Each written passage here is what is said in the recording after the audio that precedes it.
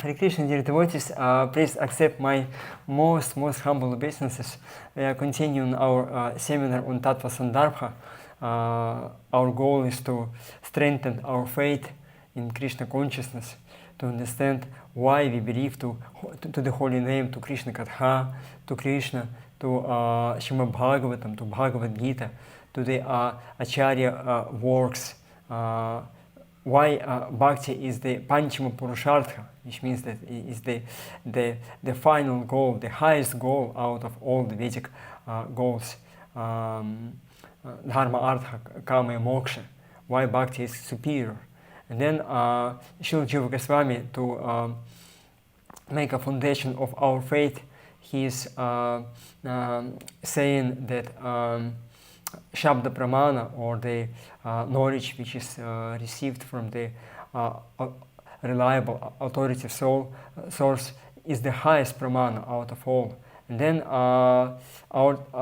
he said that there are different Shabdas, like different Shabda Pramanas. As we said that even scientists in our society, they also play the role of the scholars or the pandits.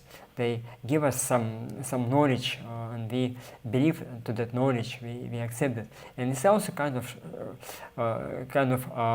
shabda. More precisely, it would be arsha.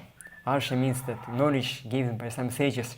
Of course, we cannot say that all those scientists, they are sages, because sage means that one whose behavior, his qualities are supreme, like he's established in the mode of goodness.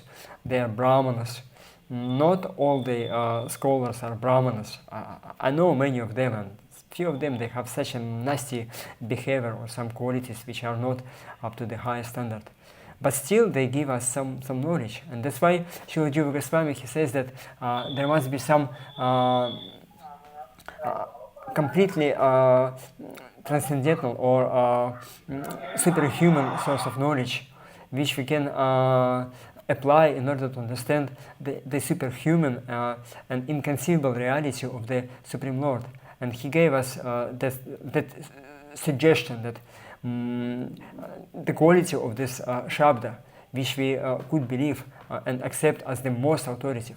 And then he's given us the very, very big explanation that Vedas, they are eternal, they are apaurushaya, which means that they are not written by some sages or great scholars at some particular points of time, that they are completely spiritual. They are beyond the time and space, so they are not restricted.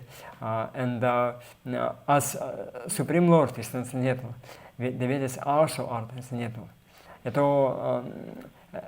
Ato vare mahto bhutasya nishvasitam. We quoted this verse from the Brihadaranyaka Upanishad, where it said that all the different parts of the Vedas, they are emanations of the breathing of the Supreme Lord. He is eternal, and his breathing is also eternal. Like when he inhales or exhales, this is the sounds of his inhaling and exhaling. They are different sounds of the Vedas. So it's the completely different approach to what Vedas are. And then Srila Jiva Goswami, he explained it, that because Vedas are very difficult to understand, we won't be able to understand them only by the logic. Logic is material, Vedas are transcendental. And logic is apratishtata. And we quoted this verse from Bhakti Rasamrita Sindhu in the last class, where Jiva Goswami, he says, Rupa Goswami, 1:145, Bhakti Rasamrita Sindhu, Kimcha svapapiruchir evasyat bhakti tattva vabodhika yukti stuke valaneva yet asya apratishtata. That in order to understand the bhakti, especially some transcendental things which are relating to the Lord, to the devotional service to Him, svapa apiruchir evasyat, we need some even little taste to devotion to Him. Only by bhakti we can understand him as he is. Bhakti tattva avabodhika. That taste will give you the facilities to understand scriptures as they are, not just externally but internally. And this work that yuktistu kevalana eva yadasya pratishtata. Just logic, it's material and therefore it's useless in order to understand the transcendental reality. And then we got this commentary from Jiva Goswami. He says that Ruchir evasvayam evasvalpa rucha.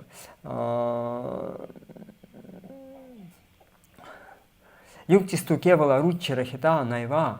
That it should be connected to the logic. Still, logic is used, can be used because it's one of the. We don't deny completely logic and anumana and pratyaksha from our studies of the Vedas. They can be used, but to some extent. And the bhakti is what makes them actually useful. So that's why Jiva Goswami he quotes there different atikaris, uttama atikari, madhyama atikari, kanishta atikari, and he said that the uttama atikari devotee who really can understand shastras as they are, shastre yukta ucha nipunah. He is very nipuna means very expert. Very skillful. Nipuna means very skillful in Shastra, in knowledge of the Shastra, and Yukta, in the Yukti. Yukti means the logic. So he's using logic. We don't deny it completely, but only with devotion. Only in that way we can understand Shastras as they are. And Srila Jiva Goswami is going to proceed with the Tattva-sandarbha about what are the different methodologies of the logic, how it can be used. Like he is going to analyze what is there in the Vedas, just to make us understand how Vedas speak about the absolute truth. What is the Vedic methodology, so that we could use it in our attempt to understand what Vedas wants to tell us. And as we said, one of the important part of the methodology is the prayers, is the mercy of the Supreme Lord. Without His mercy, it's impossible actually to understand Shastras as they are. Also, Tattva-sandarbha is also one of the part of the Vedic literatures. It's Smriti Shastra. Technically saying, it's anuvyakhyana, which means the explanation, like kind of commentary. But then, because it speaks about the transcendental reality, it's also transcendental. And in order to understand Tattva-sandarbha, we also need bhakti. And bhakti starts from humility. Humility, which means that I cannot understand myself. I need mercy. Mercy of my Guru Maharaj, mercy of the Acharyas, mercy of the Supreme Lord, Srimati Radharani, and so on. So let us also use this technology in order to understand what Srila Jiva Goswami wants to tell us about the inconceivable nature of the Vedas. Okay?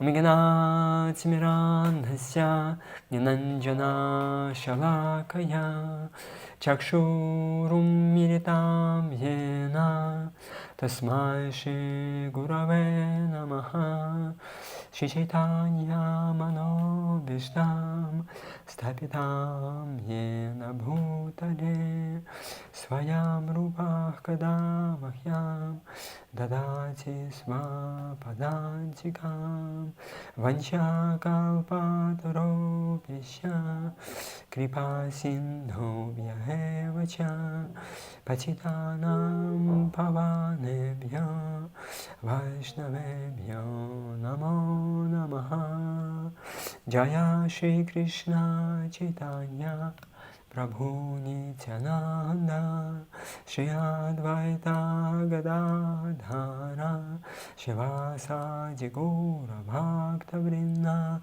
Hare Krishna Krishna Krishna Hare Hare Hare Rama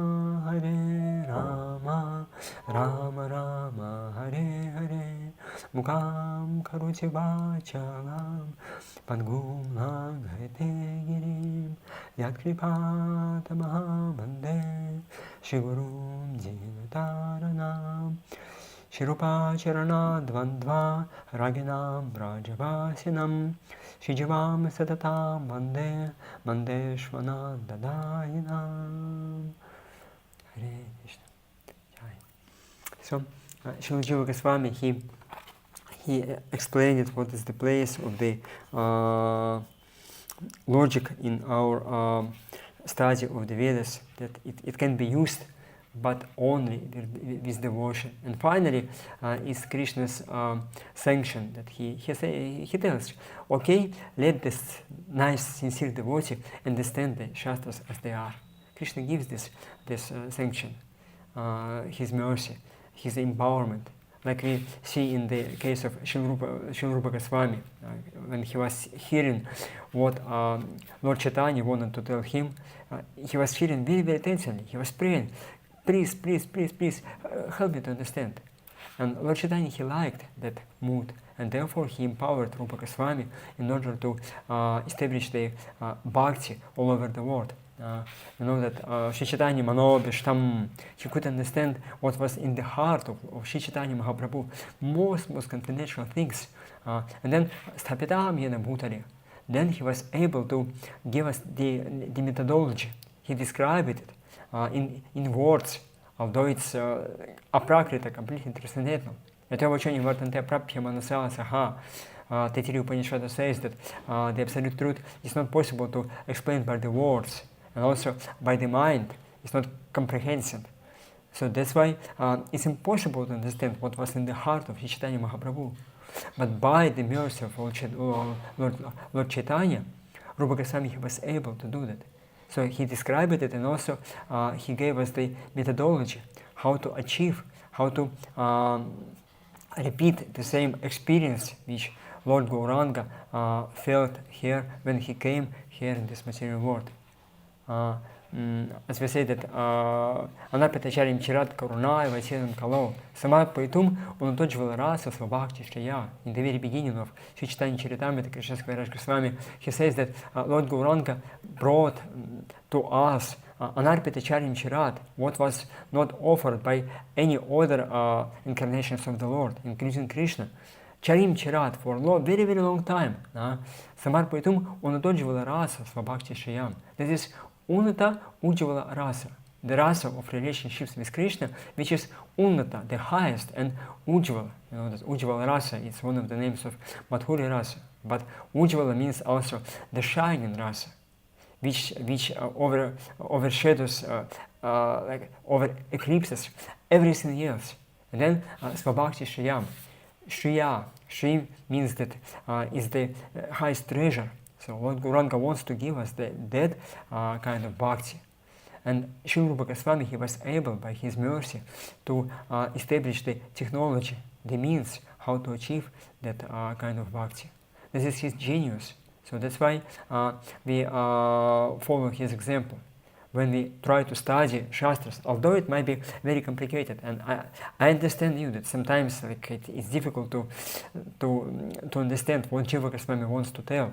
Myself, I'm praying every day, like when I'm preparing for the classes, I'm praying to, like anything, to understand what he wants us to say, what he wants to tell us. Because it's not just words, not just some logic, but it's something beyond the words, something spiritual. And that you can understand only by the mercy. So that's why Srila Jiva Goswami, he established that methodology that yes, we can understand Vedas, otherwise there would be no use of the Vedas if they are not understandable. If Krishna is not understandable, what is the use of making attempts or even try to understand him? So that's why Athato Brahma Jignasa, this first sutra of Vedanta Sutra, tells that it's time to ask questions about the highest absolute truth. It's time to ask questions. And what is the use of asking questions if you won't get answers? Like sometimes you make a phone call to the support, like Airtel support or some company support, and then they tell us, okay, wait for the reply. Wait for reply, and then 1 minute, 5 minutes, 10 minutes, 1 hour, 2 hours you wait for the reply. So in the same way, you ask it questions, but you don't get any reply. So that's why Jiva Goswami tells, yes, you will get a reply, but provided that you use the proper methodology. And then he says very interesting things.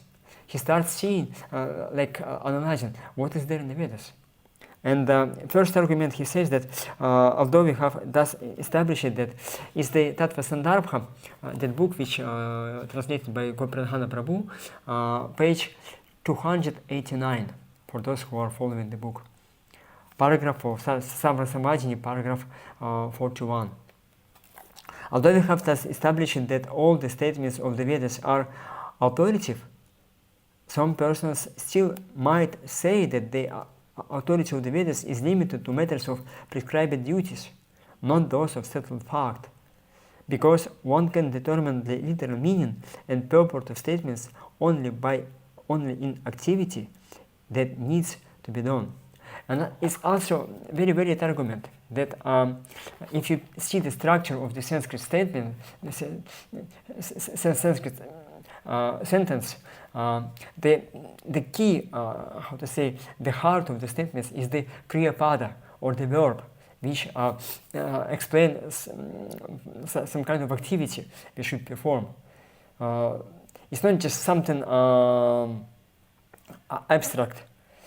Vedas, there are rules for all the living entities, and that's why in the Purva Mimamsa they say that whatever you see in the Vedas should be for the sake of inspiring you to perform some activities, like some yajnas or some vratas or some tapasyas and so on. So that's why if you see any parts in the Vedas which are not directly indicating some kind of activity you should perform, that's not eternal. It's just something superfluous, external to the actual Vedas. Eternal only statements of vakyas, like Veda vakyas. It means that statements perform yagya, do that, do this, do this, do that, like this. This is eternal because it's the heart of the Vedas. And everything else, they say that it's called arthavada, which means that it's something which can be useful, but not actually in the same way as the Veda vakyas, the statements of the activities which you should perform according to the Vedic rules. So that's why Srila Jiva Goswami, he knows about that opinion. It's one of the branch of the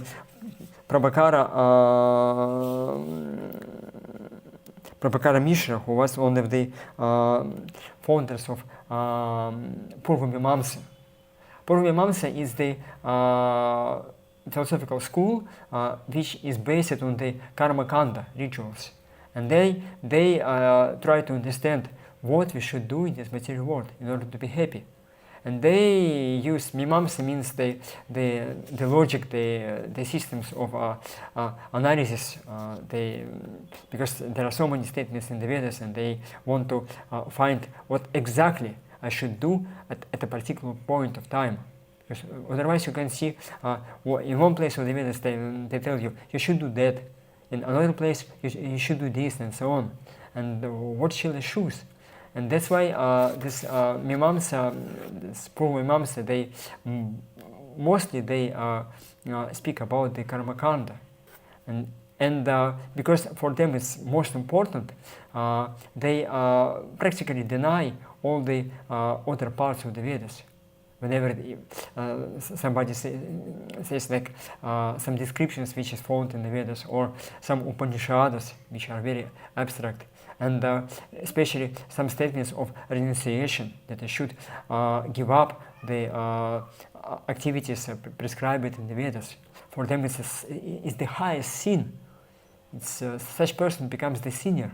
Like for them, sannyasi, who is rejecting the karma kanda and trying to renounce everything in this material world, he is the higher sinner, you see. So if any one of you is sannyasi, you can understand that if you meet any of the karma mimamsa scholar, They will blame you. Why you did do that? Oh, you're such a rascal. Just go on, perform basic rituals. So that's why it's a completely different approach. And this is material, because they just want to dharma, artha, kama, those three things. Dharma, to perform dharma according to the Vedas, then artha, to get some economical prosperity, and because of that, kama, you can enjoy this material world. And then moksha, no moksha at all. Moksha means that you will reject the karma kandi, karma count of the Vedas. And that's the highest sin according to them. Therefore, Srila Jiva Goswami, he wants to establish that even Upanishads, although they are not directly speaking about what you should do in this material world, sometimes it's just description. Satyam Jnanam Anantam Brahma, like say this statements from the Taittiriya Upanishad. Satyam is the highest truth, like Sat and Asat. Asat means something temporary, and Sat means something eternal. And Satya is the state of being which is eternal. Satyam Jnanam is the highest state of consciousness. And Ananta, Ananta means is completely unlimited, Brahma. And for the Karmakandas, it's just what is there? What is there? How we can use it? Just some or Sarvajna Neti Atma, Brihadaranyaka Upanishad. Atma or Brahman is 90, not this, not this, not this. So that's why, what is the use just of negating everything? For them it's useless. And Srila Jiva Goswami, therefore, I won't go into the details of all the arguments he uses, but he proves that all the statements of the Vedas, they are actually eternal.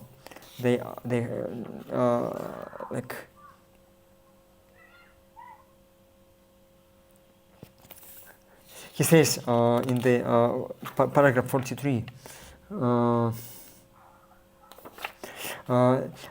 this has been stated as follows: even when mantras and their it's part of the Bhagavan Nama Kaumudi, it's one of the books about the holy name, and he says, he quotes this, even when mantras and their explanations are subsidiary to other statements, their own literal sense is still authoritative. So, if from Shabda a specific understanding arises that is not contradicted by its literal sense, that is comprehensible, and that refers to something heretofore unknown, why is that Shabda not authoritative, even if it does not express the intention of any author? When the statements of scripture offer praise and criticism, when they repeat something already known from another source, when they explain the qualities of things, and when, moreover, the Upanishads, independent of any other authority, make known the truth of the self, truth devoid of everything indesirable, consistently endowed with unlimited bliss, and not already known, then even when other means of knowing are contradictory, it is the other means that are reduced to a shadow of themselves, leaving the scriptures authoritative in its literal sense.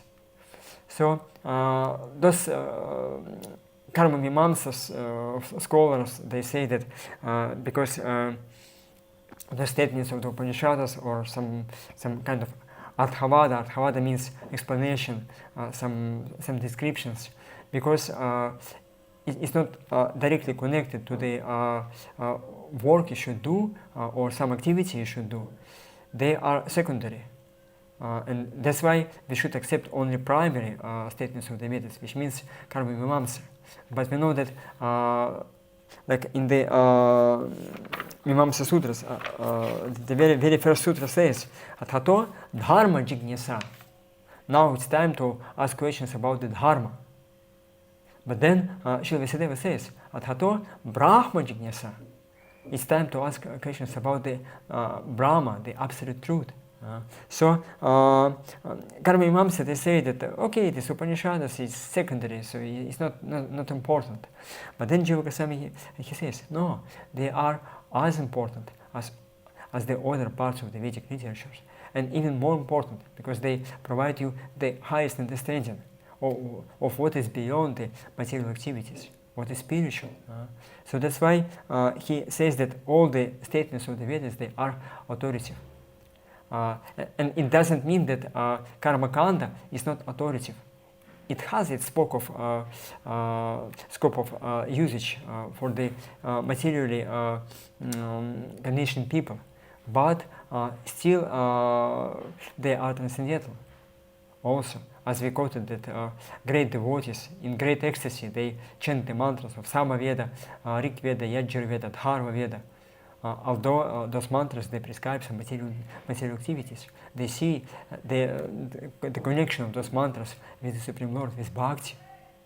Like Jiva Goswami in the Tattva-sandarbha Anusheda 171, I think, he speaks about the three kinds of the three paths, the karma, jnana and bhakti. And he says that karma is also part of the like preliminary parts of what can bring you to the stage when you can perform jnana or bhakti. It can be used. It's like a pravritti mark. It's a gradual progress in your spiritual life, but still it's connected. And therefore, he says that it's also part of the path which Krishna gives to the living entities to bring them back to the spiritual world. That's why it's not. We shouldn't reject it as something useless or unimportant. It's important for some kind of people who doesn't have an atikara for the jnana or bhakti. For them, it's important to start with, like karma yoga. Because of that, they will purify their heart. So come to the mode of goodness. It's important for them. But then, if one gets an atikara for jnana and karma, tavat karma ni kurvita na nirvitita yavata. Jiva Goswami, he quotes this verse from the 11:26, I think. Tavat karma ni kurvita na nirvitita yavata. Mat katha shravanado va shadhayavana jayate. I think it's 9th verse. That you should perform your duties na nirvitita yavata. Until the point when you got renounced from all the activities. Matkatha shavanado va shadhayavana jayate. Or until you had developed the faith in the matkatha, shravana, in the hearing Krishna katha, then you can reject it. And then he speaks about what are the qualities of this faith, what is the quality of the renunciation, so that you could start jnana kanda or bhakti devotional service. So it's not that you should perform your karma until the very end of your spiritual life. You may do it to show an example to others, but it's not completely necessary. You can give it up, and but at a particular qualification. And most of us right now, we don't have this qualification actually. It means that we still need varnashram dharma. We need to know what are our duties: brahmachari, grihaska, vanapraska, sannyasi, brahmana, kshatriya, vaishya, shudra, and so on. So we should be humble enough to accept that it's needed for me, not that I'm completely transcendental. So our acharyas, they make a proper balance between the usage of all these Vedic mantras or Vedic rituals and so on, Vedic statements, and rejected them at some particular point of time. So this is what Jiva Goswami wants to establish, that those statements are important, and also the statements about the renunciation and statements about the bhakti, they are also important. Description of Krishna Katha, like his pastimes, is also important. Although there are no statements what you should do. You just hear about Krishna. And actually it inspires you to do something for him. Because it's transcendental activities of the Supreme Lord. Okay, so this is the one argument, one big argument with Jiva Goswami he deals with in the Sarvajna, just trying to prove that all the statements of the Vedas, they are eternal, they are important, they can be used in our spiritual life. Yes. Is it understood? I know it's a big question about Varnashama Dharma, like Varnashama versus Bhakti, like pure devotion, and I don't want to go into it because it's a huge topic and we won't be able to finish Tattva-sandarbha if we start discussing those things. Krishna, so just to establish this point clearly, yes. It seems that the point being made here is that the people who are into karma, they value the statements that are saying what we should do, what work we should do, what is the dharmic work to do. Mm-hmm. But Jiva Goswami is saying that it's not only those that are valuable, that just knowledge for knowledge's sake or statements regarding bhakti are also just as valuable. Is that the whole point you're trying to make? Yes. And at the same time, we shouldn't tell that only statements about bhakti and some Upanishadic statements are important. No, Karma Kanda is also important because it's deals with, it's for the sake of people who have some particular Adhikara qualification. So everything which is there in the Vedas is important. But actually we know that most important is what is there about the bhakti. Therefore, Nigama Kalpataror Galitam Phalam, Srimad Bhagavatam is the ripened fruit of all the Vedas because it speaks about only about pure bhakti. Yes. I'm wondering, yes. Where does it say Atato Dharma Jigyasa? This is the first sutra of Purva Mimamsa Sutras by Jaimini Rishi. Okay. It's the very it's not first like in the Vedas, it's also in the Darshanas. Yes. In the Smritis. Yes. This is his interpretation that only Karma Kanda is important. Everything else is just if you don't perform karma, you're a great sinner. Like this. This is his opinion. Okay. Yes. And then Jiva Goswami he starts different. He raises different question. Now that we understand that all the verbal expressions that constitutes the Vedas is authoritative in its literal meaning, we must explain how that expression generates its meaning. We should consider first that because individual sounds quickly cease to exist, they lack the force to generate a statement's meaning. Therefore, the opinion of some scholars is that the last sound, linked to the mental impressions created by each sound before, produces recognition of the meaning. These mental impressions are known only from their effect, since they are not accessible to sensory perception. Wow! He says, like, okay, we told that Vedas are eternal, but when we pronounce the Vedas, when we hear the Vedas, what happens? Vedas, they consist of the words and syllables. And when you speak Hare Krishna, Hare, like Ha, Re. When you speak Re, Ha had already disappeared. You see? It appeared, it existed for some time, and then it disappeared. And when we speak that Vedas are eternal, means that they should be always existent. But then we see that some phonemes or some syllables of the Vedas, they appear sometime, and then they disappear. And how we can tell that they are eternal? This is first argument Jiva Goswami tells. And then how do we recognize the meaning? And first option he tells that okay, you hear first syllable, first, second, third, fourth one, and like this in progression. And then first syllable, it appears and then disappears, but it creates some impression in your consciousness, in your mind, and that impression it stays in your mind. Then second syllable appears, and then disappears also, and it also creates some kind of some skara or impression in your consciousness. And that goes on until you come to the last syllable of the statements, of the Vedic statements. And then the impression of the last statements combines with all the previous impressions which had appeared in your consciousness. And then you can recognize the whole statement. You see how it works? It's difficult to, like Jiva Goswami, he raises questions which we don't even ask. Like, okay, we hear some lecture, some statement we read, and then we don't even recognize how the process of recognition goes on in our consciousness. You read, now that we understand that all the verbal expressions that constitute the Vedas is authoritative and this literal meaning, we must explain how that expression generates its meaning. Like we read the statement. And how do we comprehend the meaning of the statement? Okay, you see, it's a big question, right? And that's why he says, he tells that one opinion is that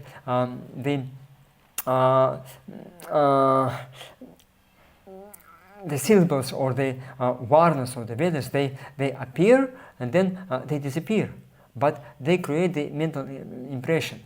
But in that case, it would be that the Vedas, they are not eternal, because some parts of the Vedas, they appear and disappear at some particular point of time, even when we pronounce the Vedic statement. Right? And therefore, some scholars, they tell, in order to make Vedas eternal, we should assume that there is some special power which is behind the Vedas. They call it Spota. And this is what is called Spotavada. Jiva Goswami says, other scholars think that because of the sequential nature of the remembrance produced by mental impressions, a whole statement is not simultaneously perceived, and so not even the final sound can make the meaning known. They propose that what makes it known is spota, a kind of special potency.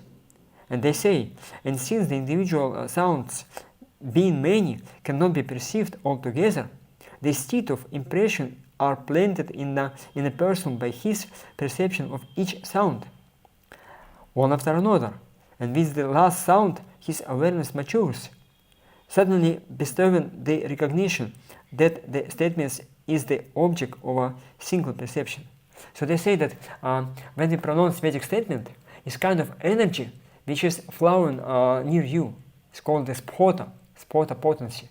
And that spota potency, when you pronounce the syllables and it creates a mental impression, is there you hear first, second, third syllable, then the whole word, and some impression is there. Then the second word, that impression is matures, it changes to another expression. Then again it progresses, and then finally you comprehend the whole statement. But he says it's not like that. Is the spota or the potency of the statement. This is the internal meaning of the Vedas, which is flowing, which is somewhere near.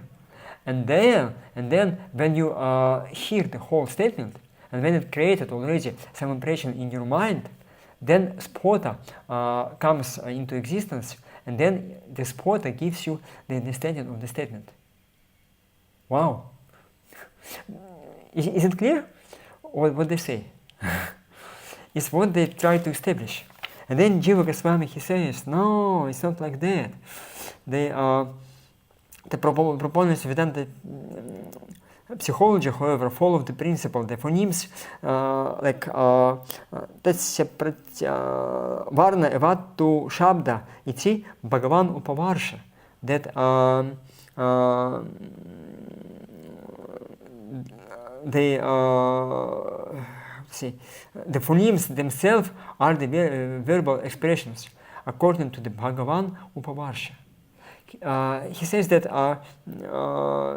there is no need to make some special potency which is spota, which is near the Vedic sound. No, the varnas themselves, they are eternal, and they themselves, they have this potency to understand the statement. Because they are spiritual, the spiritual potency comes. It's not just some mental impression. Like you, as we hear some statement, it creates some impression. Then you use logic. You think about it, and then you understand. No, it's not just like that. Vedas are not some material sounds, which you can understand by material logic. They are eternal. And each and every syllable of the Vedas is also eternal.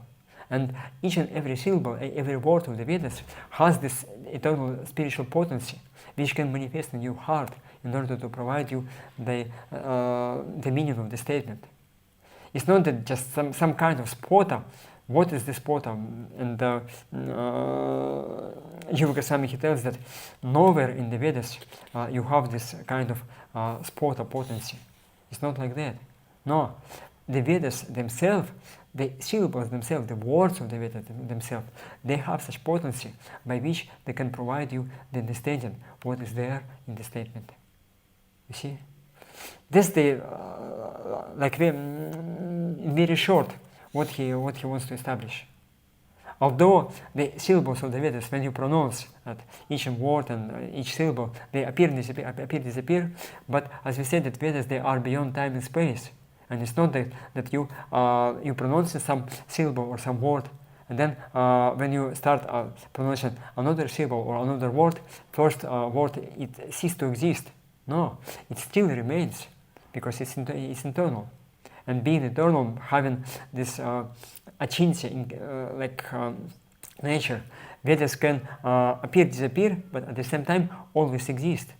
And then they have this inherent potency by which you can understand them as they are. By the mercy of the Vedas, you can understand Vedas like that. That's what Jiva Goswami wants to establish. And it's a little bit complicated, I understand, but still it's how it goes. Is it clear, dear devotees? I don't want to go into the details. Just some kind of the also one of the qualities of the Vedas, that they are, as we said, they are svatah pramanya, self-manifested. And Jiva Goswami, he just tells how this self-manifestation goes on when you hear the sounds of the Vedas. What happens at that time? Is it clear? No questions? Okay. Thank you. Because I remember when I was studying this in this Gopradhana Prabhu, we had such a big discussion. Wow, like this. We're trying to argue how we can use it. But actually, it's very simple. By the mercy of the Vedas, you'll be able to understand them. Yasyadvya prabhaktiri dhadivya tadha gurau tasyadekha tidahirtha prakashante mahatmanaha. If you have devotion to the Supreme Lord and Spiritual Master, then Vedas, being present with you, they will manifest you as they are. Yes? Madhya Prabhupada Priya, you want to ask something, right? Oh, it's just thinking that it seems that the main thing here is he's making a distinction between Vedic sound and ordinary sound, mundane sound. Yes. And that mundane sound, it appears and disappears and it's gone.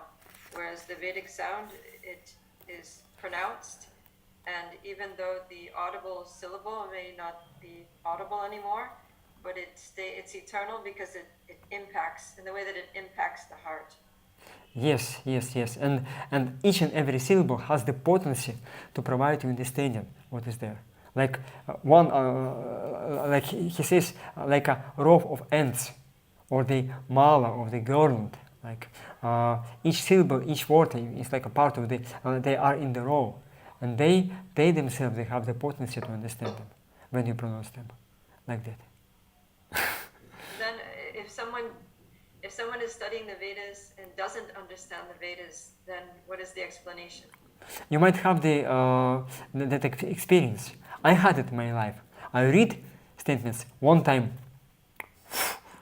second time, third time, fourth time, fifth time, and then, wow, it appears. So it means that we need mercy. We need mercy of Krishna, of Spiritual Master. You read them, but don't understand. It doesn't go in your heart. So it's not just reading and using logic and so on. It's kind of revelation, and this revelation is there inherent in the Vedic sounds, and this potency has to manifest. But it's not kind of some separate spot of potency. Is in the Vedas themselves, like that. That's what like, when we chant Hare Krishna, if we're not qualified, then, if we're not chanting purely, then we're basically chanting, like Bhaktisiddhanta Saraswati Thakur said, the syllables. We're just chanting syllables, letters of the alphabet. Yes, but then at the pure stage, Namakshara, yes. At the pure stage, then the actual potency, the name actually reveals itself, and it actually manifests Krishna is present in the name. Yes. Something like that. Yes. And Srila Jiva Goswami, he tells that it's possible. Otherwise, we tell, okay, Vedas are there, but how they are transcendental, we are material, how we can connect with them. And Jiva Goswami tells, yes, Vedas themselves, they have the potency to connect us to them, like that. But we should get this potency. It's inherent in the Vedas. We don't need some separate potency. It's already there. It just has to be manifested, like that. Interesting, right? Jiva Goswami, he just speaks so many interesting things. And then he tells also, okay, and so it is acknowledged that the words of the Vedas, as made of phonemes, are eternal and express meaning. And then what is the meaning they express? They also can express it in different ways. Like we say that we read the statements and then just wow, and the statement comes. That understanding Vedas also use different technologies. Like, and it's going to be, he says, Tatra mukhya lakshana guna bhedana tridha shabda vriti hi. In this regard, there are three kinds of word meaning: primary, figurative, and qualitative. Mukhya vriti, lakshana vriti, and gauna vriti. And then he is going to add one more, which is vyanjana vriti. So this is the how Vedas express themselves. They can speak it directly. They can speak indirectly. They can give some suggestion, and then you come to like they speak like in the sometimes when you have stereo sound, you have one how to say track and then second track. They are and sometimes you hear only one track. Like sometimes you have lecture and then in one track you have the speaker and in the second track you have the translation anuvada of the like to Hindi, to English, and to Russian and so on. So that's why you might have only one track. But then Vyanjana Vriti is that you read one track, here one track, and then suddenly second track also appears. You see that some hidden meaning is there. So this is Vyanjana Vriti. And Jiva Goswami, he says that then he speaks about the examples of all those kind of vritis or expressions which is being used in the Vedic methodology. Then he says mukhya vriti, or the direct meaning. It can be rudhi, two kinds, rudhi and yoga. Rudhi means that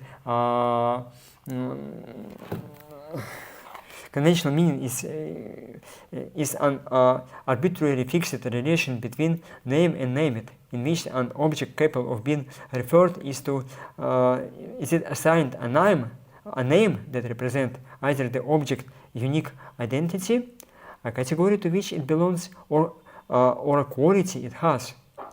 And then he says, like didha. Didha means somebody's name. You know that such person, he has a name like this. And name and the person, they are connected. This is mukhya vriti. Then jati. Jati means the category to which it belongs, like cow. Cow, it's a whole category of living entities, of the animals. And then also quality it has, white. So this is different meanings of the mukhya vriti. Then he speaks about the figurative meaning, which means the lakshana vriti. Lakshana tanaiva sankirtana abhidha sankirtana abhihitartha sambandhini. That figurative meaning has some connection with the meaning assigned by conventional use, as is the example Yatha Gangayam Ghoshaha, a covered village on the Ganga. And it has three kinds, which is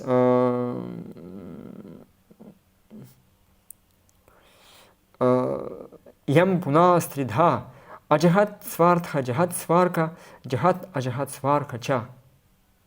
And first one is like jahat svarha means that when you ajahat svarha. You use some lakshana. Lakshana means some like you use word not as you usually use it, by in some another way. And Jiva Goswami, he gives an example. Yatha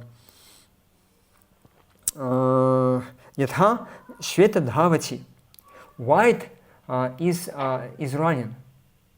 Usually white is an adjective, but then white by Lakshana Vriti means the white horse, which is running, and it can be used like we have in chess, white and black. And when some commentator speaks about the chess match, he says that, well, okay, white have such a nice position, but what kind of white? White means the white figures of the chess, like that.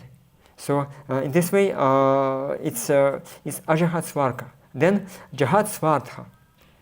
And in the case of jahat svarka, he gives this example, Gangayam Ghoshaha, which means that the village on Ganga, it's impossible that village would be in the middle of the Ganga, because in this way, when you say Gangayam Ghoshaha, or the village on the Ganga, it means that it should be Lakshana Vriti, which means that it is the village on the bank of the Gangas, not in the Ganga itself.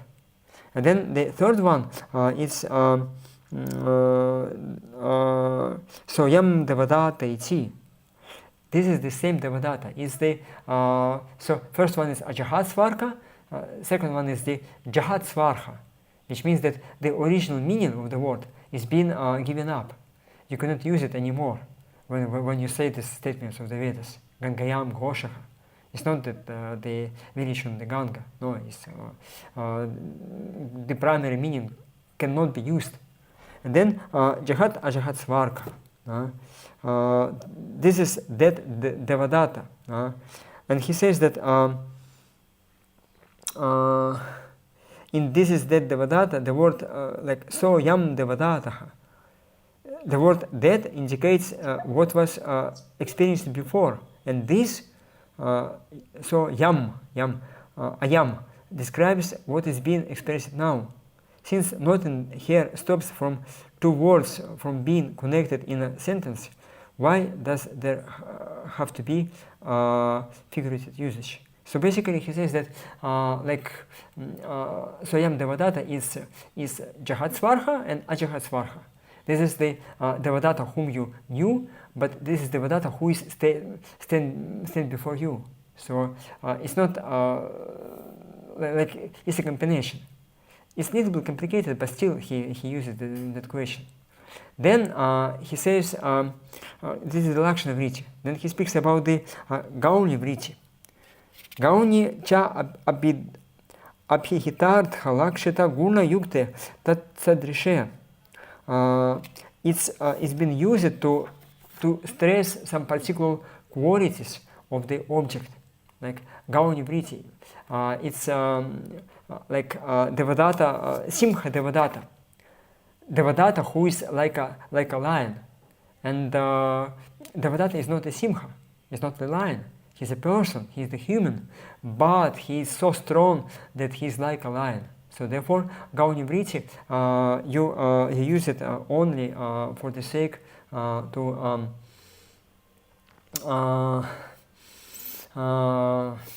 help you understand some particular qualities of that object. And then Jiva Goswami speaks about the that Lakshana Vriti. Why do you use at all Lakshana Vriti? Why don't you use the primary meaning, only primary meaning? Why to make everything complicated? And then he says, Lakshana Vriti can be used by two reasons. Rudhi, because it's the common understanding that Kalingi are restless. Kalinga is the name of the country, but then which means the Kalingi means the ruler of this country. It's the like we say Russia and Russian, or India and Indians, like that. So it's the common understanding, and therefore it's rudhi. And then you have some particular prayojana, some goal which you want to express. Prayojana means the like same Gangayam Ghoshaka example. Gangayam Ghosha is the river on Ganga, and it implies that because it's on the bank of the Ganga, even though it might be the summer season, which means it's very, very hot, but still, because Ganga is the river which is cool, so therefore it's not so hot in that village. So therefore, you might say that not just the directly village which is on the bank of Ganga, but when you say Gangayam Goshaka, you imply that it's very cool there. And then, because Ganga is the third meaning, we'll see is the Vyanjana Vritti. Vyanjana Vritti means that like you have the main meaning, Mukhya Vritti, you have Lakshana Vritti, which means that he says Vyanjana Bidha Cha Vrittirmanyate Yatha. He says that what is Vyanjana Vritti, which means suggestive meaning, that it is like same example of Gangayam Goshaka. You have Mukhya Vritti and Lakshana Vritti. Lakshana Vritti means that that is the village on the bank of Ganga. And then the implied meaning, why did I use Lakshana Vritti? Because he wanted to say that it's not hot in that village. But then he says, for example, when the phrase there is a village on the Ganga, Gangayam Ghosha is spoken, implied are the coolness, sanctity, and so on of the shore on which that place of residence is found. So, Lakshana Vritti means that not on Ganga, but on the bank of the Ganga. And then, what is Vyanjana Vritti is that some special qualities, because it's Ganga. Ganga is not just some river, as we have in on the Western countries and so on, in Africa. It's kind of, it's a sacred river. This is river which is coming from the foot of the Supreme Lord. Lord Vamanadev, he broke the coverings of the universe. And that's why it's like a river of Charanamrita from his lotus feet. So that's why it's very, the village which is near the Ganga, this spiritual potency which is coming from Ganga, makes it very sanctified. And also, we know that Ganga Devi, she is a great devotee of the Lord. In the Garga Samhita, it is said that she is one of the Manjaris. I don't remember exactly the name of the Manjari. And because she is a great devotee, she always chants japa. And here japa goes on many kilometers, like from Ganga. And you can imagine just japa of Ganga Devi, which is like, wow, Shuddhanama, pure holy name. And everyone who is staying near Ganga, he becomes also sanctified. He can get devotion of Ganga Devi. So this it's not been spoken. You just say Gangayam Goshaka, the river on Ganga, not inside Ganga, but on the bank of the Ganga, the village. And then not just some ordinary village. It's very cool there, and it's also everyone who lives there, they are great devotees, because they are always in contact with the devotion of Ganga. Like that. This is the Vyanjana Vritti. It's the high kind of suggestion. And Jiva Goswami, he tells, he quotes also from Siddhanta Darpana, then such suggestion is described as follows. Is it reasonable to say that when words, ideas, and activities cease, they have no more function? Like you got everything. Okay, Lakshana, Mukhya, Lakshana, Gauni, all qualities are being stressed, all the, everything you understood, what was stated in the statement. But then he says, thus, when the three functions of word meaning, they have no more function, no additional function, Thus, when the three functions of word meaning, called primary, figurative, and intentional, have each revealed their own sense and have ceased to act, yet another sense is revealed through another power of the meaning of words and of the basis, intentions, and so on that make up those words. This power, called Vyanjana, is also variously referred as suggestion, interpolated meaning, reverberation, implication, inner sense, and purpose. And that's how Srila Rupa Goswami wrote his poetry. You read, and then you can see Mukhya Vritti, then Lakshana Vritti, some analogies, some upamanas, some comparisons, and so on, some kind of alankaras which he used in his poetry. And you study it and you, wow, so nice. But then suddenly you see that, wow, the second track is there. Some implied meaning, some very, very high, very subtle rasa is there. And if you are ready to receive or perceive that rasa, it will create some impetus in your heart to serve Krishna better. And in the Chaitanya Charitamrita Ansilila, first chapter, when Srila Rupa Goswami he recites his Vidaka Madhava, Lalita Madhava to Srupa Damodara Goswami, Ramananda Roy, Lord Gauranga, Haridas Thakur, the whole discussion is there. And then at the end of this discussion, it is said that only by the means of transcendental poetry you'll be able to send to express the rasa, no otherwise. It should be poetry, it should be Vyanjana Vritti, because it's very, very subtle, not directly. It should be some, you should be ready to, when you hear this poetry, then we say that the book or the Vedas, they should be pleased with your attitude.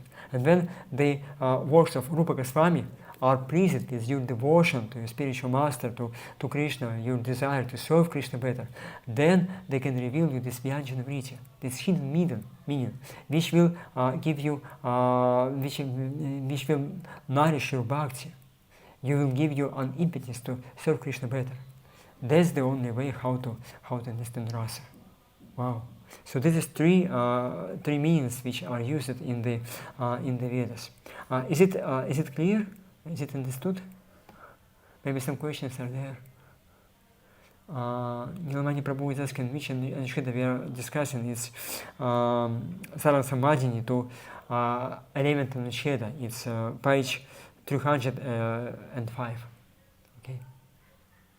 So, like what Jiva Goswami he tells that yes, we should understand the meaning of the Vedas, but they are also different. Mukhya Vritti, Lakshana Vritti, Gauni Vritti, and Vyanjana Vritti. And we should see, we should try to find, like, it's not just Mukhya Vritti. You can try to see, to check, okay, maybe some Vyanjana Vritti is also there. And Srimad Bhagavatam is like that. It's kind of Veda Purana Kavya cha, Pittur Prapura Eva cha, Bodhyanti Titi Prapurti, Vrid Bhagavata Dhiya. This verse which will be quoted also later on in Tattva-sandarbha, that Vedas, they teach you like a father. They tell you, you should do that, you shouldn't do that. Then Puranas, like a friend. Okay, it's better for you to do that because they tell you stories. How somebody who did it, he was successful, and somebody who didn't do that, he was suffering. So that's why they inspire you to do that. But then Vyanjana Vritti, it's kavya like a lover. They don't speak directly. They just give you some suggestions, some hints, and if you are ready, you can understand it. So Srimad Bhagavatam uses all three of those meanings, and Jiva Goswami is going to show it later on in the Bhagavat different sandarbhas. But first you have to see that, please, especially when you study Srimad Bhagavatam, don't be satisfied that you understood the Mukhya Vritti, the main meaning. Some Lakshana Vritti can be there, some Gauni Vritti can be there, and some Vyanjana Vritti also can be there. Try to find it, pray to Srimad Bhagavatam, then it will get revealed to you. That's how it can be practical for our devotional service. What Jiva Goswami tells. Although it's very, very technical explanation. Is it clear? Are there any questions, dear devotees? I'm just asking because it's very technical part of Tattva-sandarbha. But as we see that Jiva Goswami, he makes a foundation for the further our further study. He gives us the methodology or the technology how Vedas wants to express themselves to the sincere devotees. Okay, and then he says that Taccha vakyam mahavakyanugatam mahavakyam cha vakya samudayaha.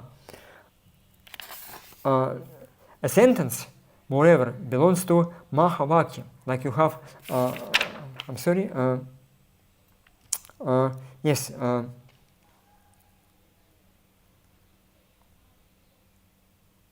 yes, I'm sorry, I skipped. Furthermore, these functions, like Mukhya, Gauna, Vritti, and so on, those meanings come into play to reveal their various meanings in verbal expressions that assume the form of words and sentences. Words come into being by embracing the meaning of their inflections. Those words preceded in form sentences then express special meaning. And he gives a definition of what is the sentence. A sentence is a collection of words that has coherence, expectancy, and proximity. So, Jiva Goswami, he explains that the syllables of the Vedas, they compose words, which mean they shabdas. Then they perform vakya. Vakya means the sentence. And then mahavakya, the groups of the sentences. This is the structure of the Vedas. And those words which form sentence, they express specific meaning. And not any group of words would be the proper sentence according to the Vedic standards. He says that three things should be there. First one is the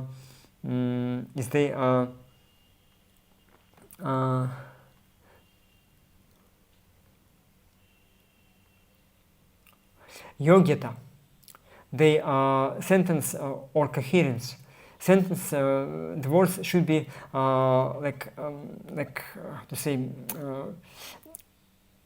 they should have some logical sense. Like Jiva Goswami, he gives an example.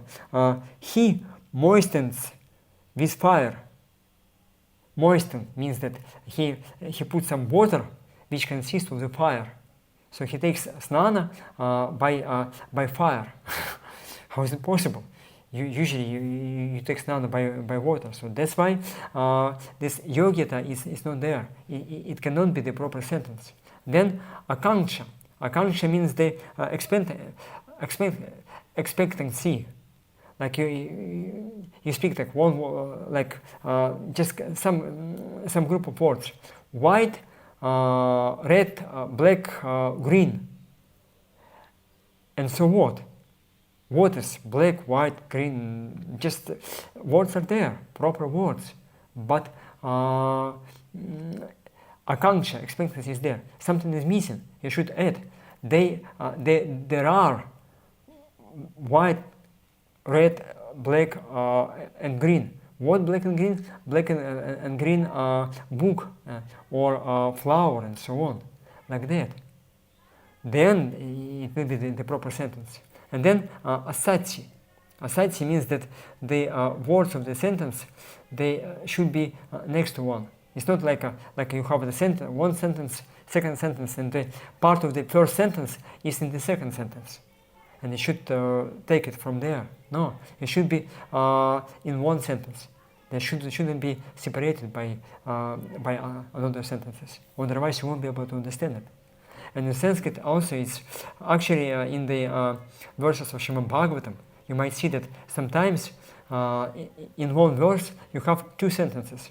And the words of the sentence, they are like from the second sentence in the beginning and from the first sentence at the end. Like, therefore, our acharyas, they make what is called anvaya. Anvaya means the syntactical connection. They take words from the verse and they put it in the proper order. first sentence, second sentence. Otherwise, a sati is there. You won't be able to understand what is there. So, and then he tells, Tattvasandarbha mahavakyanugatam. Then sentences, they combine into many sentences. It's like some competition, some book, some work is there. And to understand the whole meaning of the book, you should use what is called some kind of methodology, which is part of the Mimamsa. It's, as you said, that logic can be used to understand Vedas. And therefore, Mimamsa provides different techniques or methodologies, how you can understand the whole book, the meaning of the whole book, which consists of many sentences. And Jiva Goswami, he calls this verse, Upakramma pasamharav abhyaso purvata phalam arthavado papati cha lingam tatparya nirnaye.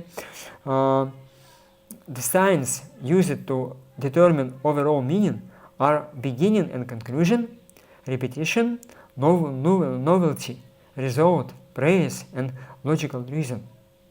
And this is like what is the then how to use it? You should like you make a suggestion that okay, the main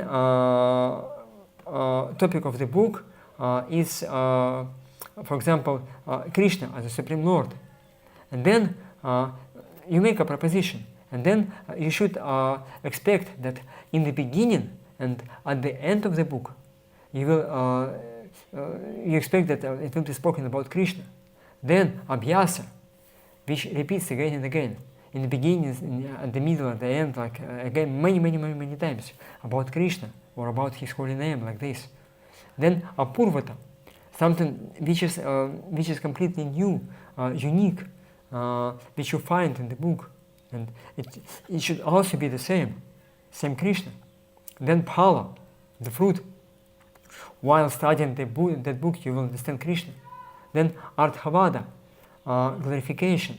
You hear the glorification of Krishna again and again and again and again and again. And then upapati, logical proof, logical means, like logical arguments. They also conclude again and again and again about the Krishna. And if you choose something wrong, one of these 6 lingam tatparya nirnaya, 6 lingas, they won't match. Like you choose that this book is about Ganesh, and in the beginning, nothing about, like in the beginning you might see about Ganesh, and then at the end, but then another 5 of the Tatparya lingas, the science of explanatory science, they won't speak about Ganesh at all. So that's why you shouldn't state that this book about Ganesh, you see, or something else. But if all the 6 match about the one things, then you can assume that this book is about that. Okay? And Srila Jiva Goswami, he uses this in the 108 Anucheda of Paramatma-sandarbha in order to establish that the Bhagavan, Krishna, is the goal of Shrimad Bhagavatam. And he uses the, like, it's a big explanation, I don't want to go into it, but he says that Upakrama and Upasamharana, Shrimad Bhagavatam 1.1.1, it finishes. And then he says the verse from 12th canto, 12, 13, 19. Actually, it's one of the very last verses of Shrimad Bhagavatam.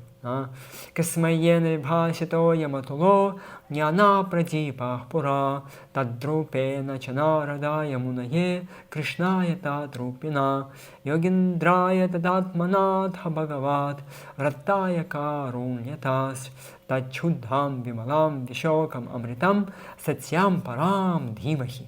Same satyam param dhimahi about Krishna. So and then he speaks about another abhyasa and apurvata, like again and again. He chooses the verses from Shrimad Bhagavatam to prove that Shrimad Bhagavatam speaks about the Bhagavan Shri Krishna. That's the methodology which can be used to understand what is there in the Vedas. And then he gives another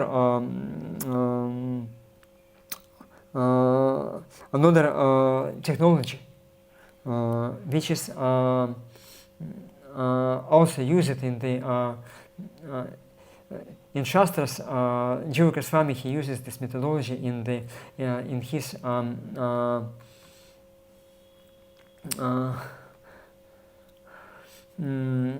Tattva-sandarbha, while speaking about that Krishna's to Bhagavan Swayam. It's six also another six pramanas. Shruti, like it's Adi, Niruktani, Chaitani. He says the six signs of what, how we can understand. Like for example, you have different statements in the Vedas, and then you have to see which one of them have more strength than another. Like we have more general statements and we have more particular statements. And therefore, in order to sort them out, to make a hierarchy of the statements, which one of them to use in practical life, he says that in Mimamsa there is the hierarchy of those statements. And he quotes this verse from Nirukta. Shutischa shabdah kshamata chalingam vakyam padany eva tu samhatani sa prakriya yat karanam sakanksham sthanam kramo yoga balam samakya.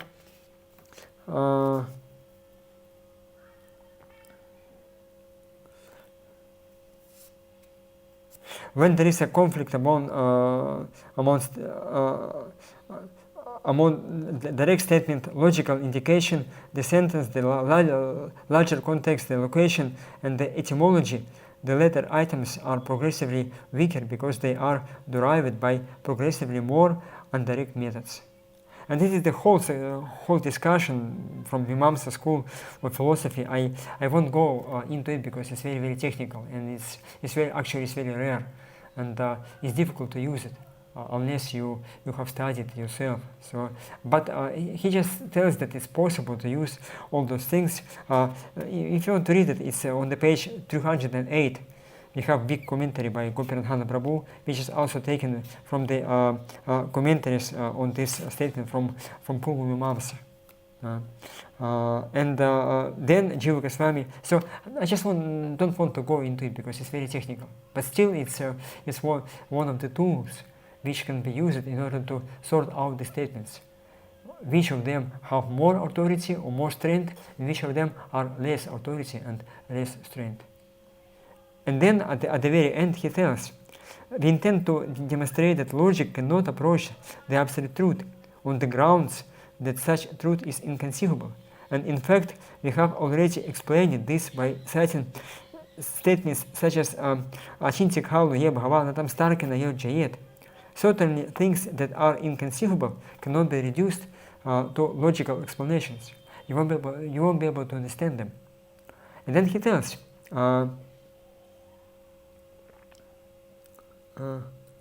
Chintyatvet tu yuktir avakasham labhate chel labhatam nattatra smakam agraha iti sarvatha vedasya eva pramanyam. He tells that if logic finds scope in matters conceivable, okay, we don't reject logic at all. It can be used, but in the material realm. He tells that if logic finds scope in matters conceivable, let it be. We are not concerned about that. So, because Jiva Goswami, he wants to tell that Vedas, they deal not with the just material things, but they speak about something eternal or transcendental. And that's why, regarding those parts of the Vedas, logic cannot help you to understand. So he says that, okay, I'm not against that you can use logic, but please don't use logic for the understanding the transcendental things which are there in the Vedas. And as we say that Svalpami Ruchir Evasyat Krishna Tattva Vabodhika, that you need some ruchi, some taste to the worship, you need some mercy, some bhakti. And then along this bhakti, you can use logic in order to understand Krishna. But not just logic. Kevala, Shushka Kevala Navashyam. He tells that it's not enough to just use the dry logic without bhakti. It won't help you to understand Krishna. And that's why he tells, the Vedas alone are in all regards the final authority, as stated also in the Vedanta commentary of Shankara. Agamam Barena Brahmavadi Karanadi Svarupam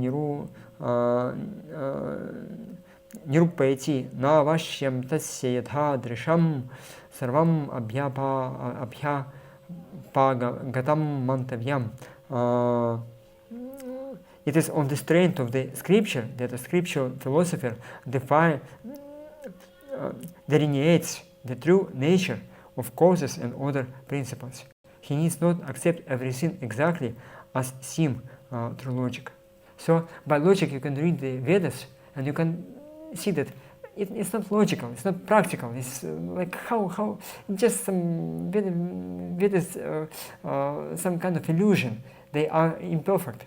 But in the Shankaracharya's commentary to Vedanta Sutra, he tells, no, it's not the Vedas imperfect, it is you who is imperfect. Your logic is imperfect, and your pratyaksha, your sensory, your ability to see things as they are, that's which is imperfect.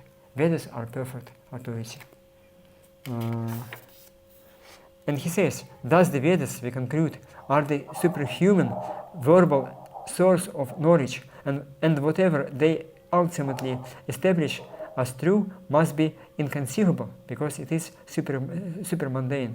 And inasmuch as that truth is what we should investigate, the object of our worship should be that which in the Vedas, by beginning and the other science, we discover to be superior to all else. So that's why he tells that we should see the highest goal of the Vedas. And you can use this Shattatparya Lingam, or those signs, to see that in the beginning and the end, what is Abhyasa, repeated, what is Apurvata, which is new for you, and some Upapati, logical proof, everything should match to the highest things which is there in the Vedas. And then Jiva Goswami, in the second part of Tattva-sandarbha, he will say that that's the Bhagavan, Supreme Personality of Godhead. This is the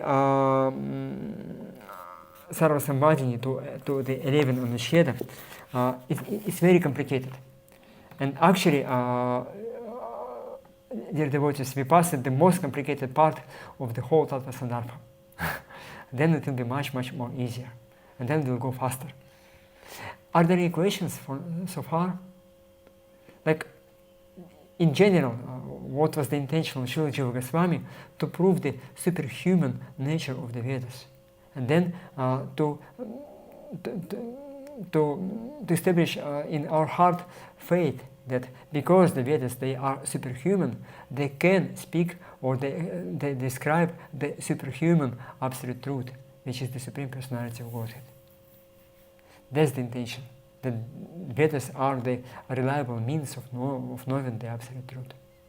And he just spoke about that from different points of view, different arguments, like different doubts, and he refuted all those doubts and arguments. Okay? Hare Krishna. Let's go further.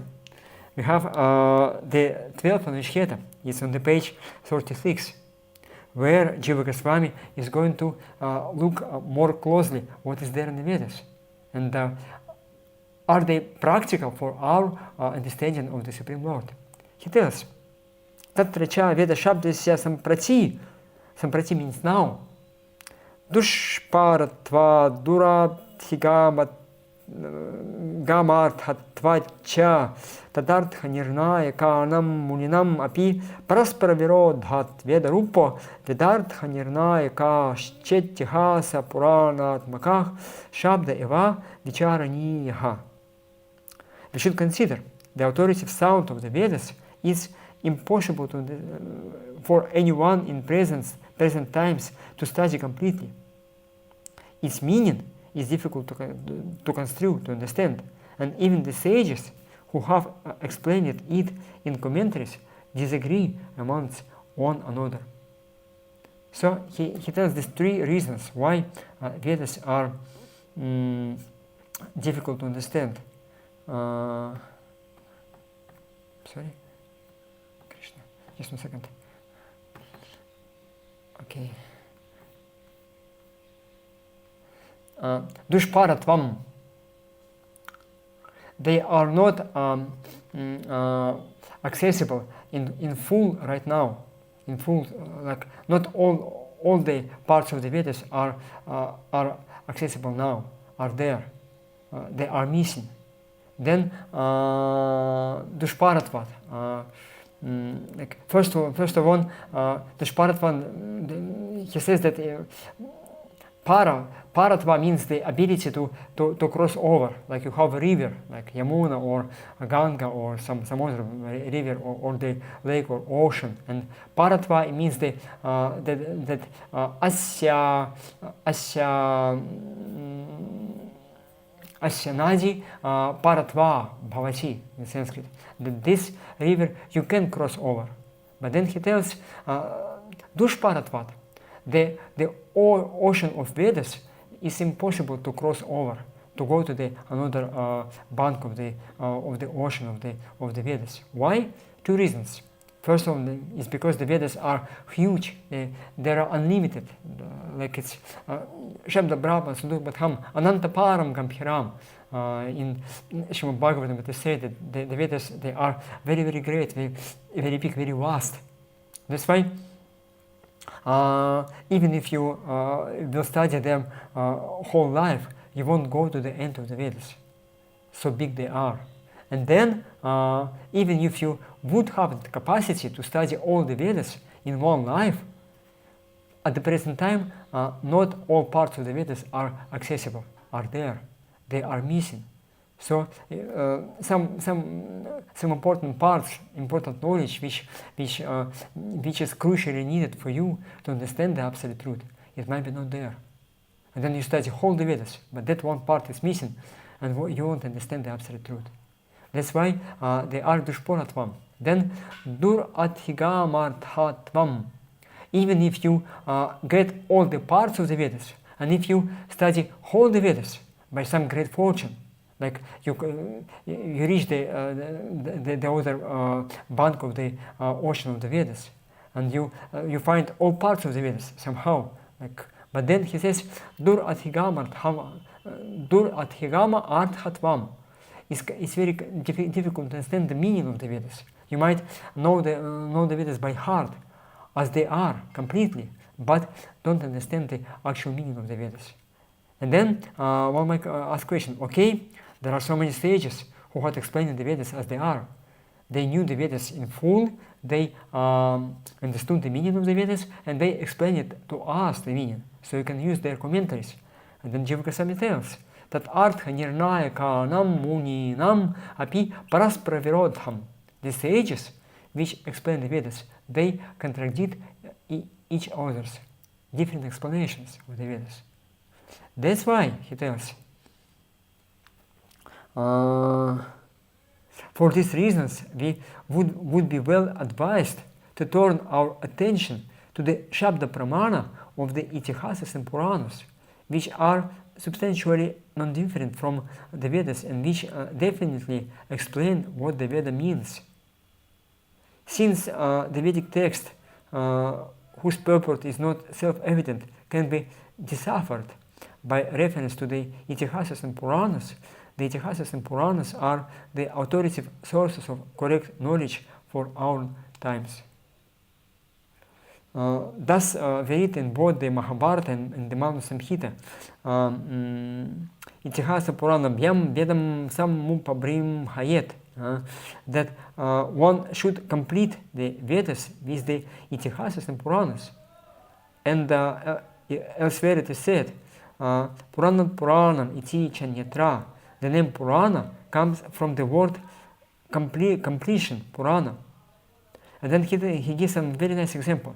Vedasya brimhanam sambhavati na aparipurnasya karnaka valayasya trapuna puranam yujate. Just as one cannot properly fill in the missing part of a broken gold bangle, which with cheap tin, one cannot complete the Vedas with that which is not also the Veda. Very nice example. So he tells that you have you have a plate, the golden plate, and some part of this golden plate is broken, and then you want to put some other metal to make it full, but it won't match because it should be golden plate. Therefore, Vedas, they have transcendental nature, and Puranas means that will fill in the Purana. Purity means that how he says that it completes the Vedas. Like some parts of the Vedas are missing, and then you just use Puranas to fill in those missing parts. And if the Puranas wouldn't have the same nature as the Vedas, it wouldn't match. So therefore, Jiva Goswami, he gives an example. He wants to establish that Puranas, they should have the same transcendental nature as the Vedas are. So, and then why is it so complicated, so difficult to understand the Vedas? In Shrimad Bhagavatam, Krishna says,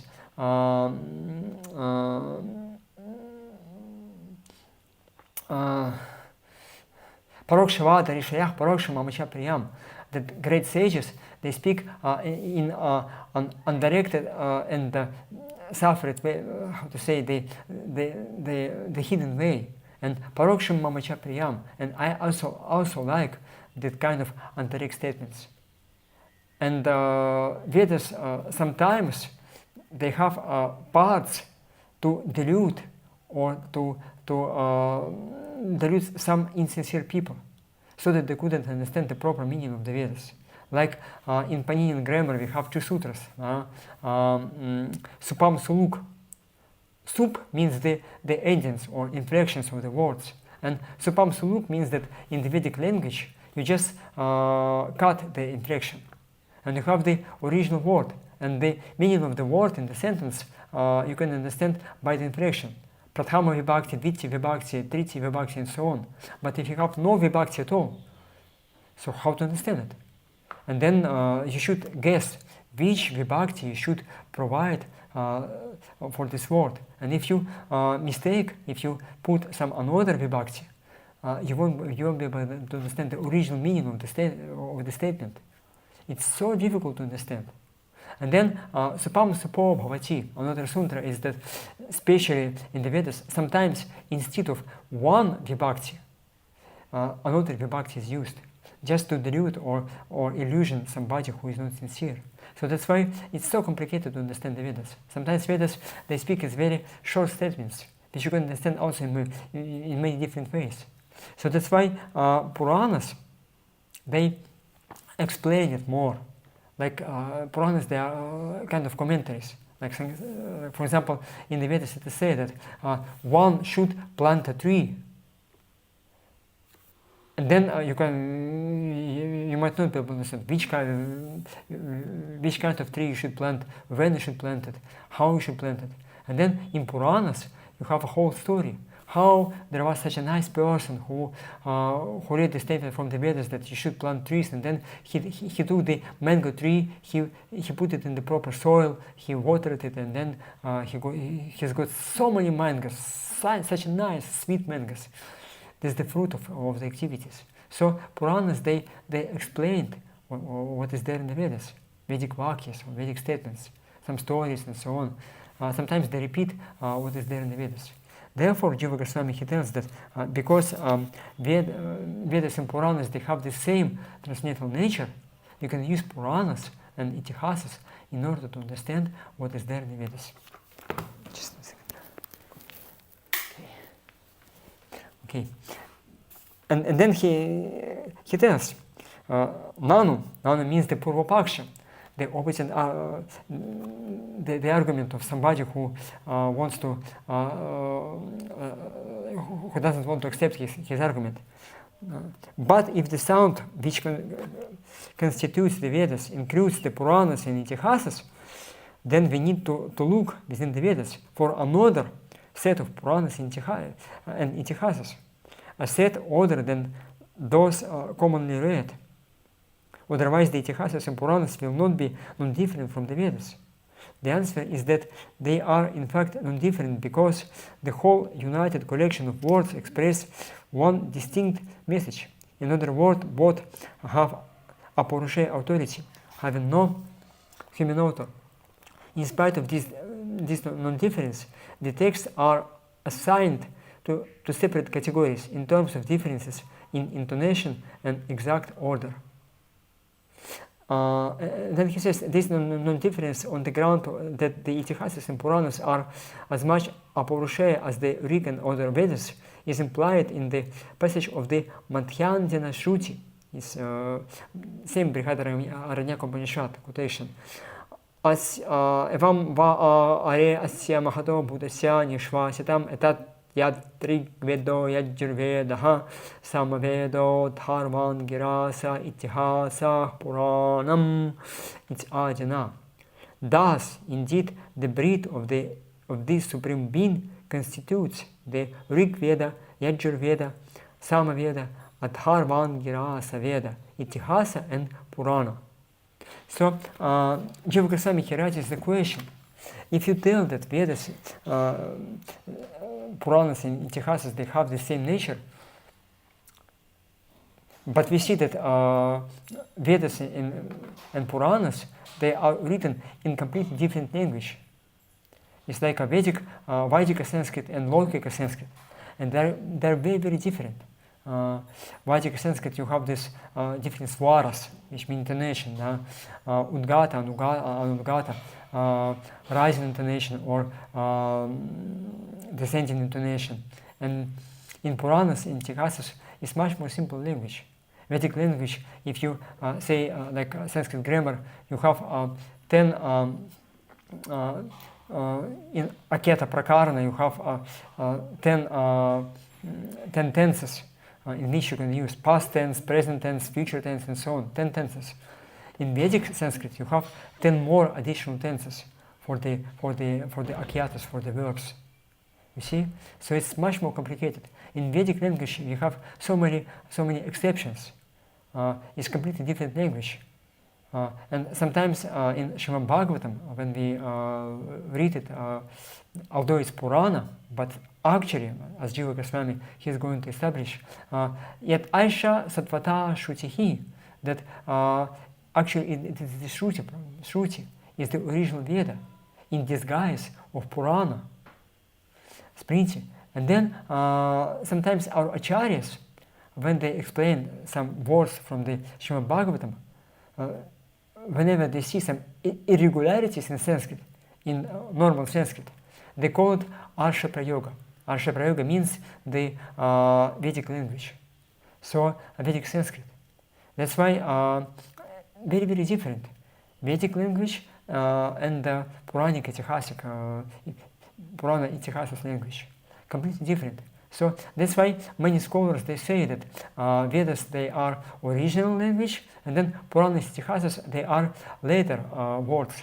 And therefore, Puranas and Itihasas, because they were written at some point of time, as they say, and they describe some historical events, and sometimes the same events, they are spoken in different language. Like in Vedas, each and every word should be in proper place. Each and every syllable of the Vedas should be proper. You cannot change it at any time. But in Puranas, in different ways. So that's why they tell that how you can prove or tell that Vedas and Puranas are the same. They are not the same. But Jiva Goswami, therefore they tell that when it is said that Puranas and Itihasas, they complete the Vedas, they'll fill in this missing parts of the Vedas and they explain the Vedas. It should be the Vedas themselves. It should be not the Puranas and Itihasas we know right now, but Puranas and Itihasas as part of the original Vedas. Actually, Puranas and Itihasas are the Vedas, but just by another names. That you can use. But Puranas, as we have right now, it's something bogus. It's not authoritative.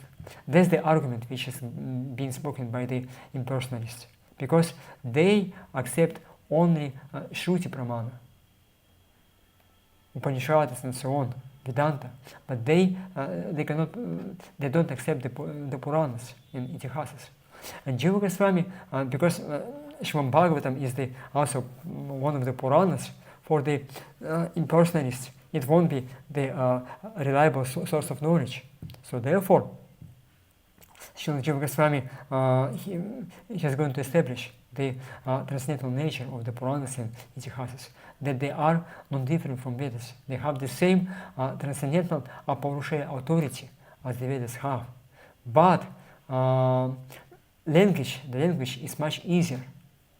To understand Puranas and Itihasas is much easier than the Vedas. And moreover, Vedas mostly they are lost. Like we have only one tenth or one tenth of the original Vedas right now accessible to us. That's why it's very difficult to understand the absolute truth just on the basis of the Vedas. So therefore, because Puranas they explain the statements of the Vedas, we should accept them. And therefore, but before accepting Puranas and Itihasas, we should prove that they are spiritual. And for that, Srila Jiva Goswami is going to quote from different parts of the Vedic literatures to prove that Puranas and Itihasas they are spiritual scriptures, which have the same authority as the original Vedas. Although they might not explain the same thing with the same words, some language is completely different than the original Vedic language and so on. But the message is the same. How is it possible? Because the Vedas they have this before that, Jiva Goswami he needed to establish the inconceivable nature of the Vedas. Otherwise, if you just look at the Vedas as some mundane books, you see, okay, one language, another language, one intonation, like one meaning, one style, completely different style. How it can be the same? But achintya how ye bhavana tam starkina yojayet. Because Vedas they are achintya, they can. It is possible that Puranas and Itihasas are at the same time the same with the Shrutis and different from the Shrutis.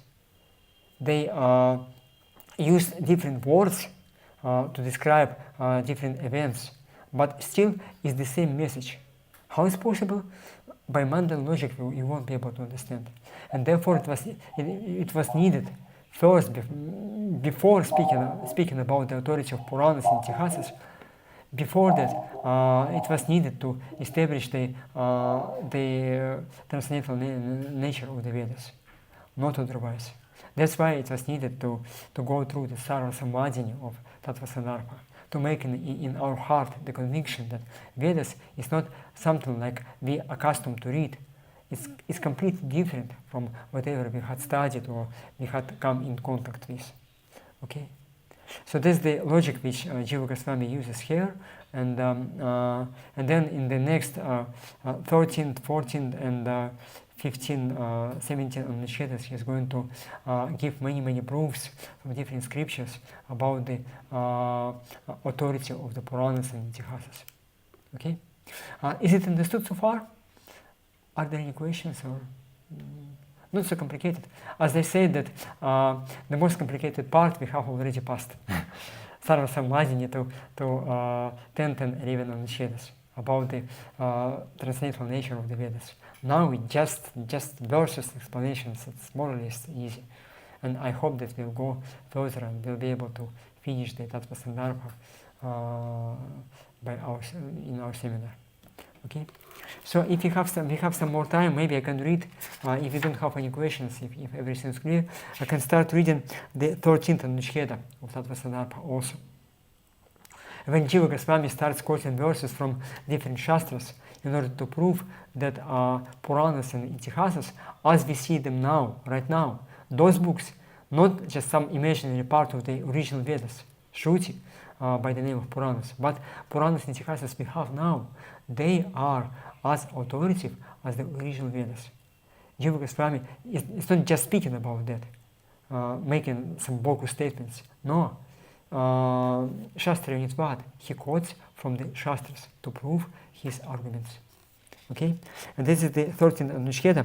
Atta eva skandhe prabhasa khande purat tapas chararogram amranam pitamahah avirbhutastato vedah sashadanga pada kramaha Tatah Puranam Akilam Sarvashastra Mayam Dhruvam Nitya Shabdamayam Punyam Shatakoti Pravistaram Nirgatam Brahmano Vaktrat Tasya Bhedan Nibodhata Brahmam Puranam Prathamam.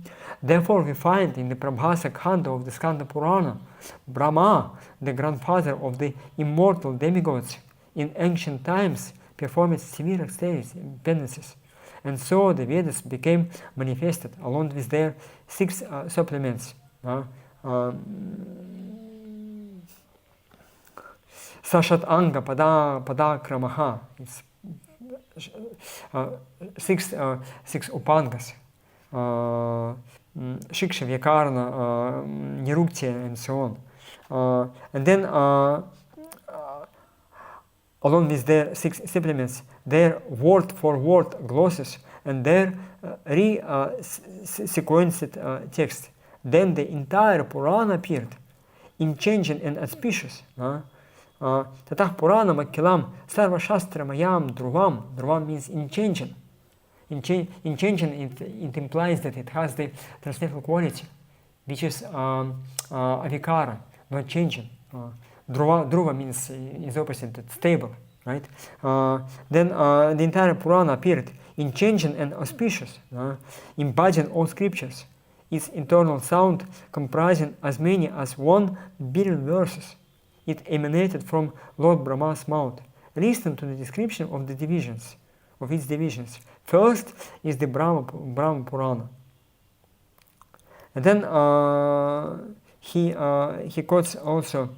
Here 1 billion refers to the number of verses current on the planet of Brahma. So it means that Purana originally had 1 million of verses. It's a huge book, actually huge, very, very huge book. And this 1 billion is according to the higher planetary systems. Here on the Earth we have much less than that. And then a similar passage from the 3rd canto of Shrimad Bhagavatam starts. Rikyajur samadhar vakyam vedah purvadibhih mukhaih. It's Adipakarante. In the beginning of this, this is Shrimad Bhagavatam 3:12-37. It's a description of how Lord Brahma was creating different things in this material world, including the parts of the Vedas, Vedic knowledge. And then they said, Ityati Prakarante, Itihasa Puranani Panchamam Vedam Ishvaraha Sarvebhya eva Vaktrebhyah Sasrije Sarvadarshanaha. Beginning from the front face of Brahma, the 4 Vedas, Rik, Yajur, Sama, and Adharva gradually became manifested. Like from and then there is a whole description in this 12th chapter of the 10th canto, from which mouth of Lord Brahma came which parts of the Vedic knowledge, but gradually from his northern mountain or southern mountain and so on.